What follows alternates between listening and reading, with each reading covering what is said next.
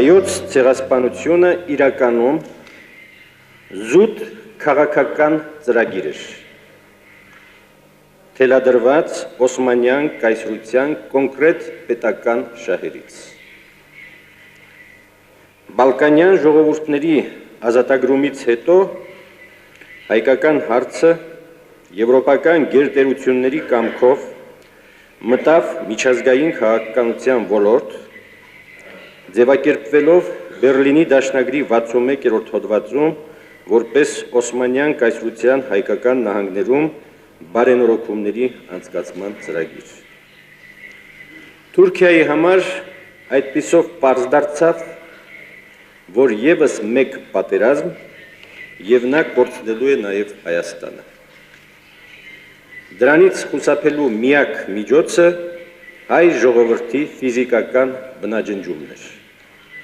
որը թուրքական իշխանությունները մեթոդիկ կերպով իրականացրին 1878-1915 թվականների ընթացքում։ Հայ ժողովրդի բնաջնջման ծրագրի մտահղացման, մշակման եւ իրագործման ողջ պատասխանատվությունն ըստ այդմ կրում են Սուլթան Համիդը եւ երիտ թուրքերի կառավարությունը։ Սա միասնական ծրագիր էր, որը սկսվեց 78 թվականին եւ իր ավարտին հասավ 1915 թվականին։ Եվրոպական գերտերությունները Անգլիան, Ֆրանսիան, Գերմանիան եւ Ռուսաստանը 1878-1914 թվականների ընթացքում ոչ միայն որևէ գործնական քայլ չկատարեցին Օսմանյան կայսրության հայկական նահանգներում բարենորոգումների ծրագրի իրականացման ուղղությամբ, այլև իրենց անհամաձայնեցված միջամտություններով ուղղակի վտանգ ստեղծեցին հայ ժողովրդի ֆիզիկական գոյության համար։ Այսինքն,